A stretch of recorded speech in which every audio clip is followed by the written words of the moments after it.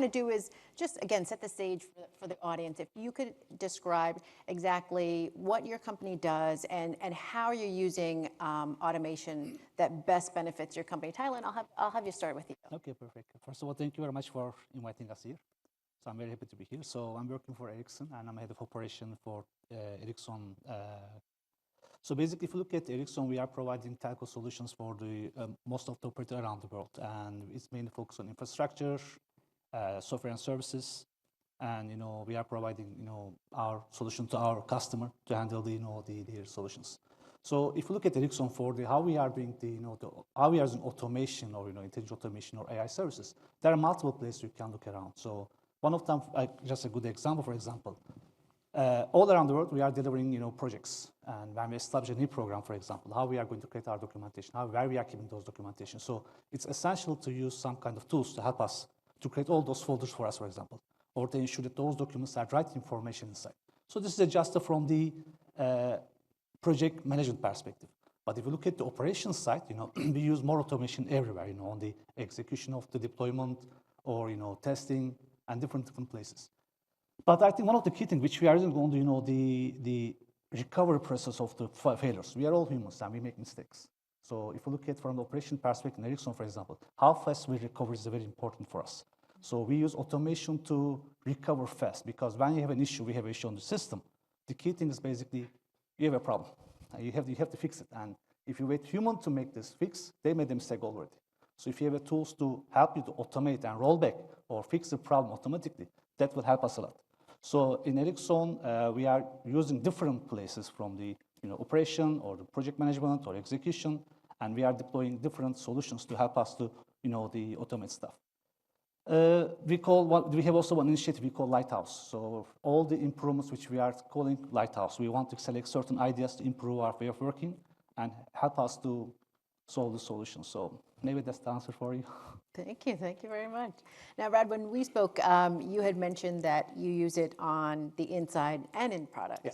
So describe both sides for us. Sure. So I work for Boeing, so I think you guys all, being in Seattle, know Boeing.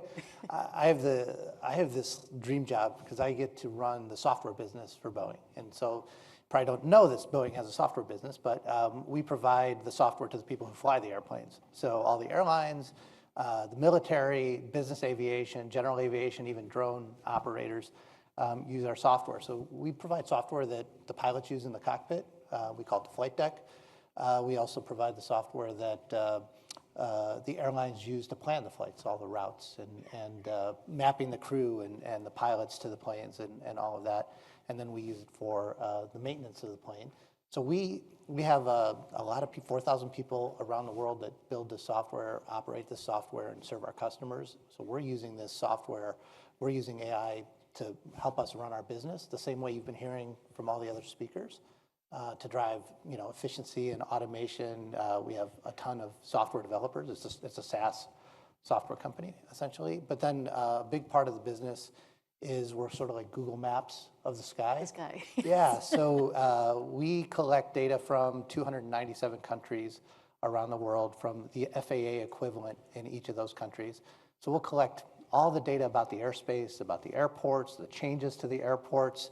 We get it in all kinds of formats, from PDFs and documents in all kinds of different languages to XML and all those formats. And so we have to process that every 28 days by regulation, turn it into normalized navigation charts, and we publish it out in 200 formats to nearly all the airlines in the world and military operators. So about 90% of all the planes flying use our navigation data in the airplane, and it has to be accurate to 5 nines. So there's a lot of automation that goes into doing that, to do it safely and in a very structured way, and to get it into that 28-day window, because everybody has to have fresh navigation charts. You can't, if you change the taxiway on a runway, on an airport, you want to know that before you go there. Good.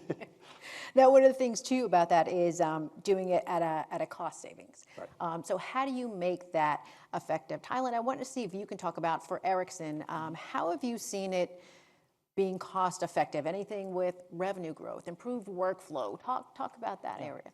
So My role is basically focused on the operations, so we execute programs. So when I look at the projects specific on the operations side of the activities in Ericsson, one of the key things, when you calculate the return of investment, sometimes, you need to look at the what we are doing. For example, just a quick example I can give. Recently, I was leading one of the program in response. We are responsible to deliver software for one of our biggest customers. And we have multiple R&D units, and each R&D unit is developing certain application for us. And they are testing and they are sending all things to us to deliver to our customer. But the end-to-end validation part of this is our responsibility. So we have to implement in the close to customer. The team itself, they focus on everything, but they didn't really invest on the test automation, for example, to end-to-end test automation. So what happened? We get software from different R&D units around the world. One of them from China, one of them in India, one of them came from Georgia, I think Croatia. And when we combine all those softwares, they're not working together. Individually, each of them is working fine. They did their testing, their validation. But when it comes to our ecosystem, we test it or we take lots of time to find out the problems that make a frustration on the customer, that create a cost on the program. So we decided to invest on test automation more, for example. We said, okay, we have to invest in here more. We missed it in the beginning of the program probably, but we should invest there. And when we develop and integrate end-to-end test automation in there with the certain, the AI logic inside, by the way, so we've identified the issues in advance. So what happened, instead of spending 3 months or 4 months for the validation of every we get the software, for example, from all those entities, it will create a cost for us, the time become a cost for us. But when you invest on the right place, that will reduce the cost and you make your customer happy also. So I think if you look at it in this perspective, to calculate return of investment, you should not just do right calculation. You have to think about what's the right place to invest. What's the key thing you should focus? Should I invest on test automation more? Should I invest on the rollback procedures? So if we work on this, you can see saving automatically. And if I compare this program with the other program, for example, or if I look at the ongoing program, which is more heavily invested on the automation part, you can see you have more margins because they do things faster. And then you see the real saving from the programs. Yeah, and Brad, when we spoke, you have some pretty good percentages that you were talking about, cost saving wise, and just time management for the management. That's the huge. Yeah, and a lot of what we do, we help our customers digitally transform. So if you think of an airline, they're going through their digital transformation. So we're really focused on helping them get that ROI on the operational improvements that they can get. 5 to 10% of their profit just goes out the window with disruptions. So when you think of a snowstorm or you think of a crew member calling in sick and all the times when we're all, delayed because of flights, that's real, big money for airlines. It's just going out the door. So we focus a lot on how we can give better next best action based recommendations in that day, what they call the day of operations. We do a whole lot up front to optimize the planning of the routes and the planes and the crews, but invariably, that all kind of on the day, someone calls in sick or a plane has a mechanical problem or the weather changes, so they have to make adjustments in real time. And traditionally it's been the experience of the person in the control, in the operating center making those decisions, and if they've seen that before, they're pretty quick with it. If they haven't, and they're just learning, maybe the decision is not the best decision. So we're looking at how can the technology come in, provide better situational awareness to people, and crunch all the different possible scenarios and make some recommendations so that the human can make a better judgment in the moment and make a better decision, and that saves tons and tons of money for the airlines. That's a good thing. It's a great thing. Now it's about using that ROI to kind of fund that next step too. Yeah. I mean, I think the way we see it is not this digital transformation in these complex businesses that we all run. It's not a big bang approach. You can't, especially these systems are running, all day, every day. So we have to think about how can we sort of earn value in small steps. And so we actually structure maturity model with our customers.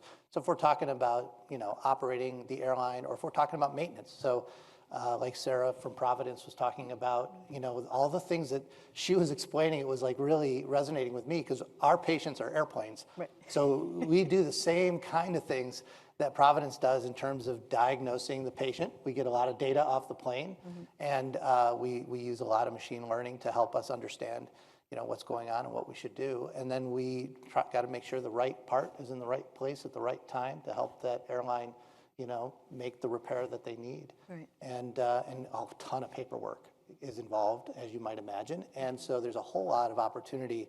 In fact, we use not the generative AI technology on some of this stuff. We use ontology-based large language models, which you find don't have the hallucination problem that the generative models have. So when we're thinking on, these kind of specialized vocabularies that we have for airline maintenance and all the documentation and all that, we're finding a lot of value in, applying sort of the ontology-based knowledge graph type solutions for that. But it gives the same kind of user interface that you'd get from a GPT type model.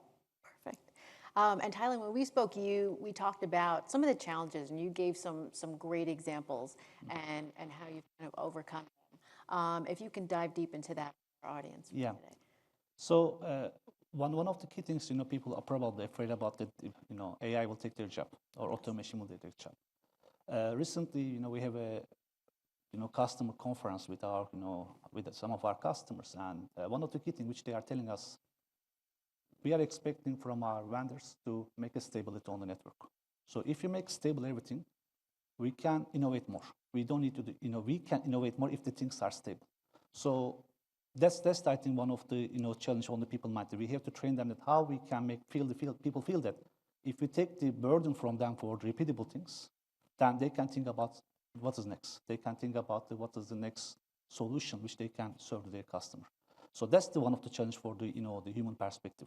So to mitigate one of them, I believe we have to communicate more. We have to discuss about, we have to train the people. We have to give a knowledge about what is the automation, what is the AI, to do all the levels, not limited with the engineers. You have to train and explain to them what we need to focus on. And then they can start to, to handle the situation. I think this is one of the challenge which we see. People just a little bit stepping back when they hear it, okay, well, we lose our job. I think this is one of the key things I believe. But, if you ask me, I think when you listen to all those colleagues in here, it will give us an opportunity. It will allow us to, do the things differently instead of repeatable things. Just one example, for example, right now in my accounts, we are upgrading systems, thousands of servers. And every day there is a maintenance windows. Every day we are upgrading something. And people are repeating the same stuff. So instead of they focus on this, if we're able to use our automation tools to deploy, validate, and if there's something goes wrong, they will fix by themselves. Then those teams can work on something that those are smart people, they're engineers. So they can develop some other stuff, we can invest them for some other activities. So that's the challenge which we are facing. And we need to focus on this problem. Another example on the security, I think security is very important for all of us in every market. And every day we are getting hundreds of list of the bug issues or the hot fixes we need to deploy. And we are questioning ourselves, do we need to deploy everything? Who's going to maintain? For example, there's a 10,000 of lists which have one system that, okay, you need to fix this. And one of them is, for example, about Wi-Fi card. But that device doesn't have a Wi-Fi card.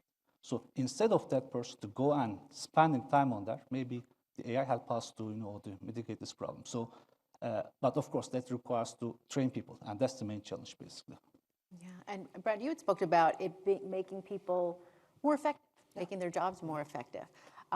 So get a little bit into that, because I know you talked a lot about, because that's the one thing that people think, I'm going to lose my job. But you said that's not it. I remember at a past event, I was speaking with someone, and they said they told, there's software engineers and everyone, hey, you don't have to do this other part anymore. We want you to do this. And they were excited. They were like, finally, we get to dig in deep into something. So and it's, I'll talk about some, because I think a lot of people are used to the Copilot and using the, for code and all that. But I think there's a lot happening outside of just software engineers. So we serve, we have a lot of maintenance people. We do a lot of maintenance on aircraft as part of our broader Boeing business. The part of the business that I'm in is the services business. And so we train those people in simulators. So we'll simulate the maintenance. So if you're going to go learn how to work on an airplane, we have a really high fidelity simulation of the airplane, and you go make mistakes on the simulator, so you learn.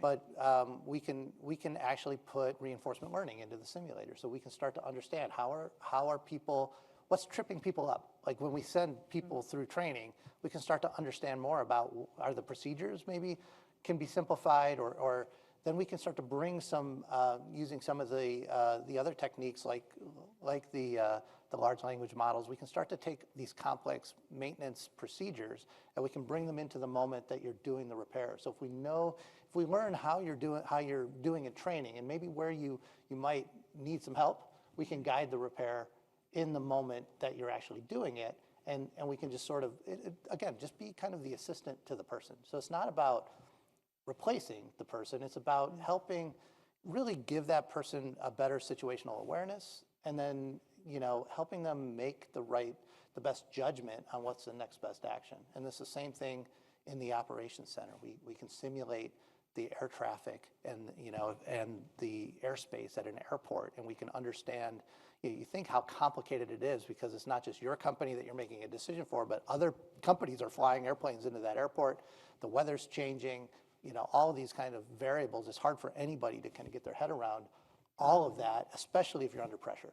So it's how do we relieve that pressure by helping to analyze that, simplify that, set up the decisions that you need to choose from, give you the information you need. So you're really getting out of that crunching the data yourself and using your judgment and your experience, to make better decisions, to get better outcomes for your customer, for your company. And I think it's just there's a lot of turnover in these operations centers because it's a lot of pressure. These kind of tools really help people to, I think, come and do the kind of work that is fulfilling and not being, crunching numbers. Yeah, it's what they want to do. I want to see, we have a question from the audience here.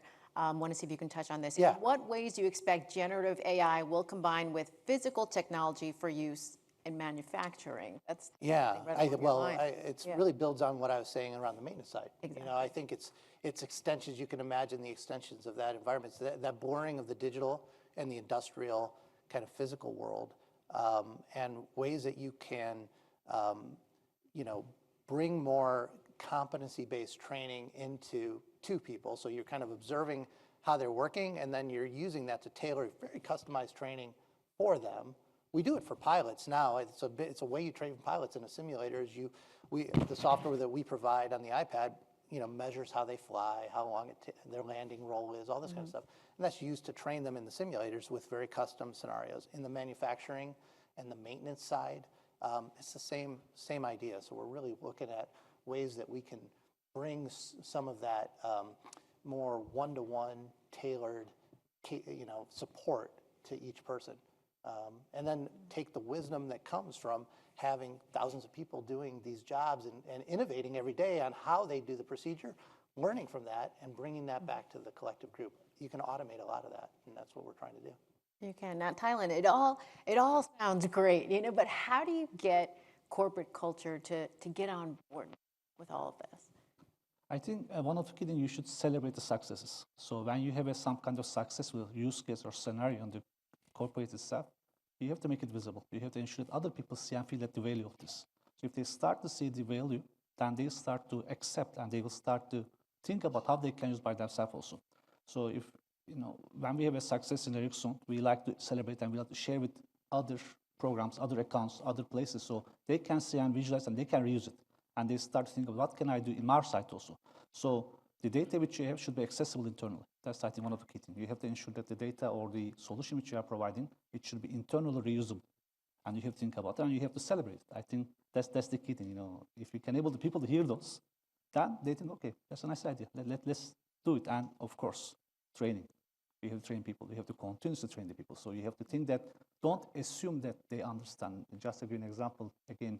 So we have a speak up culture in Ericsson. So we told the people that you can speak up, you can talk. But in behind, every day I receive hundreds of emails, hundreds of training, because if you assume that person will speak up, if you tell them, you are wrong, because maybe they don't feel that courage inside. So you have to let them feel that you have to change the culture of the company.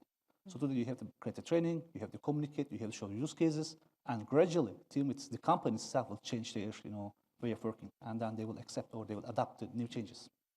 Now, before we run out of time, I want to get into kind of looking ahead. Where would you like to start using automation, generative AI next? What are you looking toward right now? Yeah, I think for us, it's really the cutting edge is how we can combine multiple types of, AI technology, everything from machine learning to the generative or ontology-based or reinforcement learning for us is also, an important piece with the simulation technology, the things that, you kind of brand as digital twin, but for us it's, it's physics-based twins of the aircraft, or it's airspace, as I was saying, and then seeing how you can combine these technologies, again, to really make sense of what's happening in the moment. And then, what we're finding is it's not just about the present moment, but it's also going back in our simulations of the airspace, for example. We can turn back the clock and relive a bad day, but relive it in a way with some AI support that can help analyze that. We can run optimizers on it. We can start helping the team understand what could you have done differently. It's almost like, sports teams who have the benefit of like going back and reviewing the film. Yeah. Imagine you could do that at work. Go back to the video. Right? Well, we can do that for airline operations. And we think that having AI in an instructive way start to analyze patterns of what happened in the past, then see how can I look for those patterns as they're happening in today. And then when I see those patterns happening, how can I alert the human of that earlier? So I've got earlier awareness, and I can start to I have more time, basically. So those are that's the active area of research for us, and we're seeing some really exciting results from what we're doing there. Love the Yeah, I'm having a lot of fun. Yeah, that's what it seems like. That's the best part of it. It's a great job. Yeah, Taylan, where do you see it heading next for you? What are you looking into? Yeah, so I can give one good example, probably you like it. When you have an issue on your phone, you call the customer care of the operator, and they will ask you, what is your problem? But in reality, they should know your problem, right? Because they have so many tools in behind to collect all the information. If you didn't pay your pay, they know it. If there's a coverage issue in that area, they know it. But their challenge, they cannot collect all those data and create the intelligent solution before you call them. So I think the next step, which the operators or the telecom technology focus on, how we can use our data to convert them and provide a proactive action to the problem set. So we don't want you to call the customer care, and even you call, we want to aware that we know your problem already. So we want to say, okay, you have a problem in your area, you have a coverage issue. By the way, you didn't pay your data, therefore you have a problem. Let me send you a message to take a decision. So all those actions can be done through the AI platform. So if you're able to use those platforms cleverly, let's say, sure. So in one way we can improve our efficiency. We make the customer satisfaction much higher level. So you don't need to call the customer care, or you don't need to think about what's the problem. And the same thing on the operation end. So you don't want someone else to call and say, okay, we have a problem here, fix it. Maybe the system already knows to get this information from the data and take a decision on behalf of you. I think that's where we are going right now. We are integrating all our data with the intelligent solution to troubleshoot for us, to take an action for us, so we can make a much stable system. So that's I believe the next step which we are focusing right now. And we are there in most of the cases, but you will see soon probably. Exciting stuff. Oh my God. Brad and Taylan, thank you so much for your time. Appreciate you being here. Thank you.